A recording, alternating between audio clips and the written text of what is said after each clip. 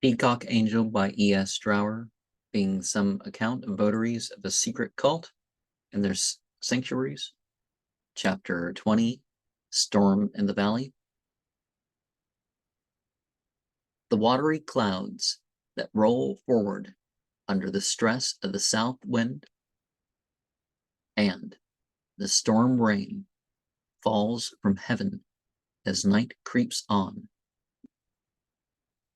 So in that first line, there's dots before and dots after, and there's dots after in the other. So Theokritos, Adele's 25 and 22. April the 23rd was gray and overcast, and I wondered if I should see the valley drenched with rain. Early in the day, I got out my work bag and began to darn some stockings, a process that excited great interest in Mamma, who was enchanted to receive an invalid pair as a present. She examined carefully the spools of thread, thimble, and other etc. the bag contained. As I sat thus employed, I became aware of a procession advancing up the Pilgrim's Way. It proved to be the inhabitants of Lalish, or most of them, arriving to see me.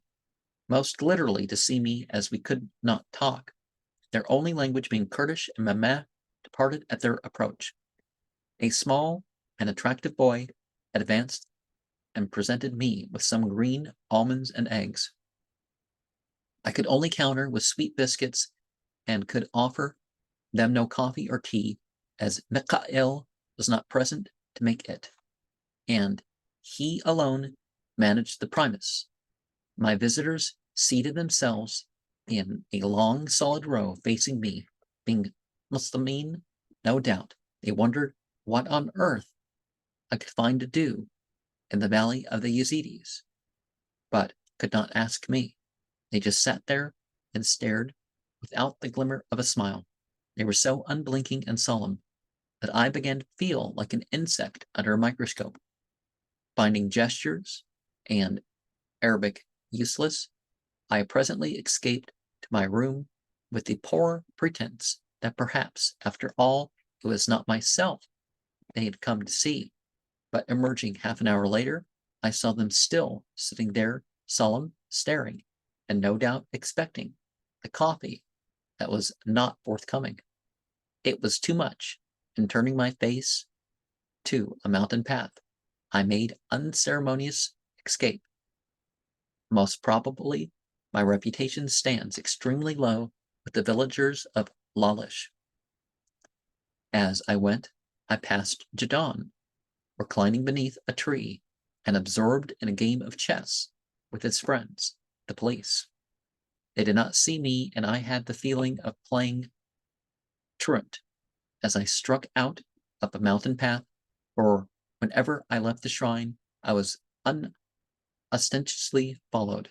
The police explained this watchfulness by saying that the mountain was unsafe, that outlaws were about, and that they were responsible to the mirror for my safety. However, this time I escaped, and after walking some distance along a path which evidently led to a village, since it was well worn, set by the side of an empty torrent bed, here there was no rush and murmur of waters, but the birds were singing just as they do in an English copse in May.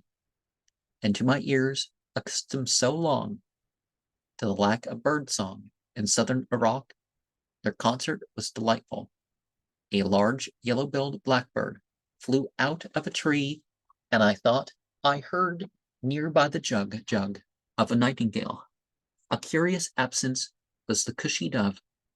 The perpetual and irritating cooing which goes on perpetually in Baghdad gardens was absent here. Dove and pigeon apparently did not nest in the valley. Except for the birds, there was silence, only invaded by the hushing sound of the wind, rising and falling breath like in the oak scrub and bushes, or by the rustle of a bird, lizard, or frog in the grass and undergrowth. Once I heard a rooting sound and peered between the bushes, hoping to catch sight of a wild pig, for the untidy excavations of a herd of pig had been evident on the hillside the day before, but the pig, if pig it was too occupied to move or show itself. Rocks and trees rose steeply to the sky on either side. The valley was all but a gorge. I felt sure that some of the butterflies I saw must be rare. But besides these strangers, there were the common white, the tortoiseshell, and the heath blue. Its blue here was more brilliant. A creamy white or buff-colored butterfly with dark brown spots for specklings was abundant. Also, an orange butterfly, speckled black, with a black and white border to his wings. By the wayside were buttercups, woodruff, vetch of various hues, borage, campion, bedstraw, wild parsley, and other such umbellifera, orchis, grape, hyacinth, star of Bethlehem, star ranunculus,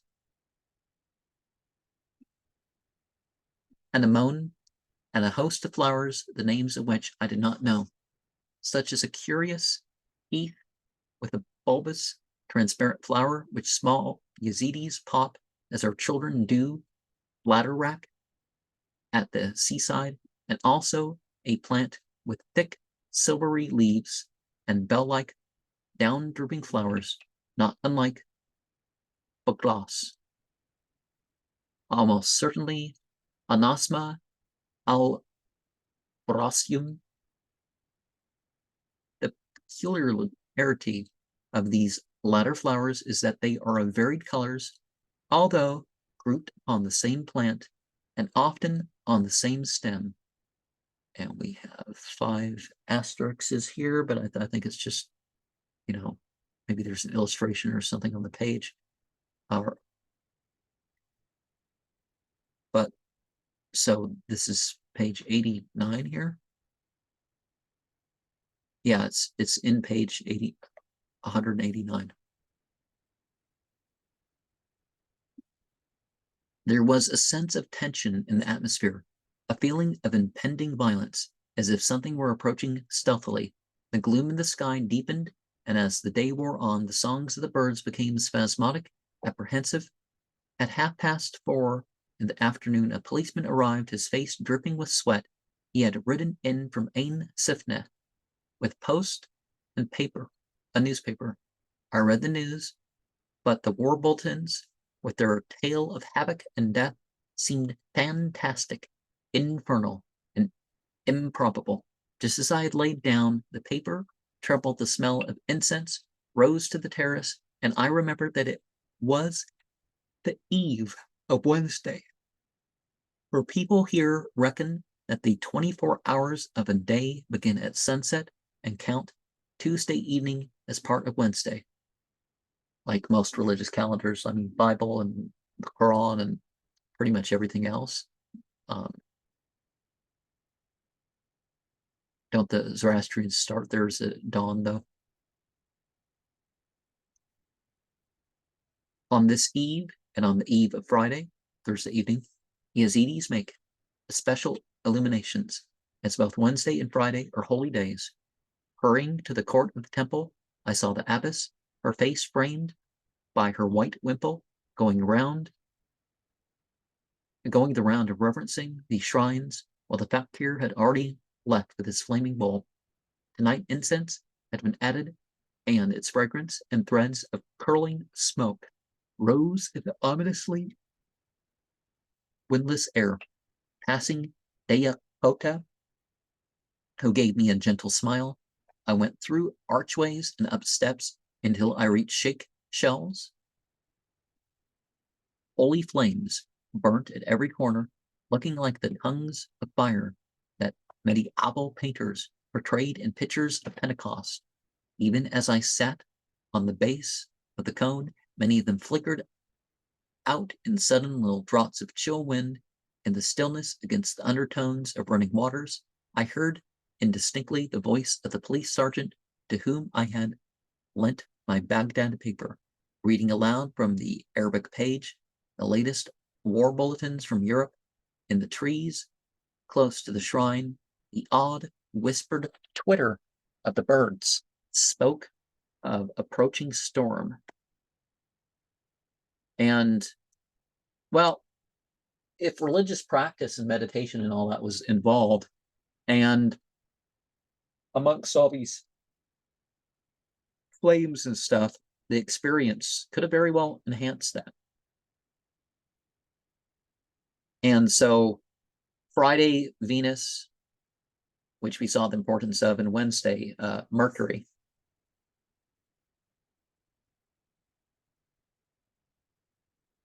But Mercury close at hand to Venus, well, Mercury's more tied to the sun in terms of our appearance of it. So Majnun and Layla, could that have been Mercury as Majnun?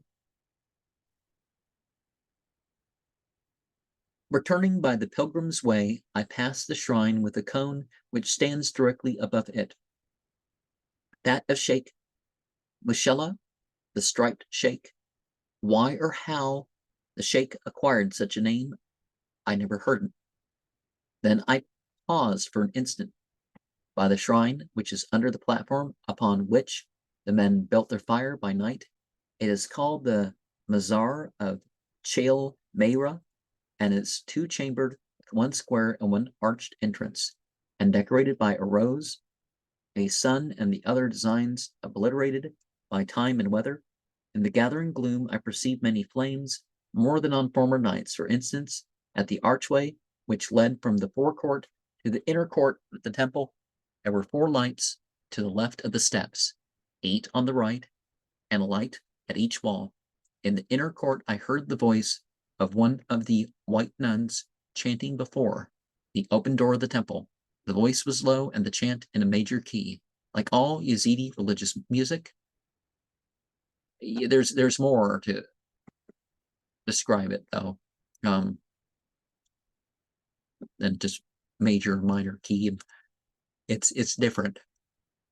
It accentuated the menacing silence of nature. Even as I listened to it, I heard the roll of approaching thunder and a soft agitated twitter from bee-eaters passing in a flock overhead. I went no nearer, lest I disturbed her devotions, but sat on one of the stone benches in the covered way, while Jadon crept barefoot round the temple court, kissing the sacred walls. I was soon joined by the sheikh, who had stopped his carving for the day. He asked me, "Have you many monasteries in London?" Papa Shed, I gave vague answer, a number. At Tun, have you visited the monasteries of Rabban Hormuz and Mar Mateh? When I replied that I had, he commented, "You have done well. How sweet is the sound of the chanting." I observed in my turn, verily," he replied sensuously. "Piety is a good thing." He might have enlarged upon his platitude, but was cut short by a peal of thunder right above us. I fled to the guest chamber as heavy drops descended thick and fast, soon turning to hailstones. The din as they flailed the iron roof of the small room was deafening. The thunder rolled backwards and forwards and echoed amongst the hills, but the noise of the hail on the roof almost covered it and sounded like an attack by a number of machine guns.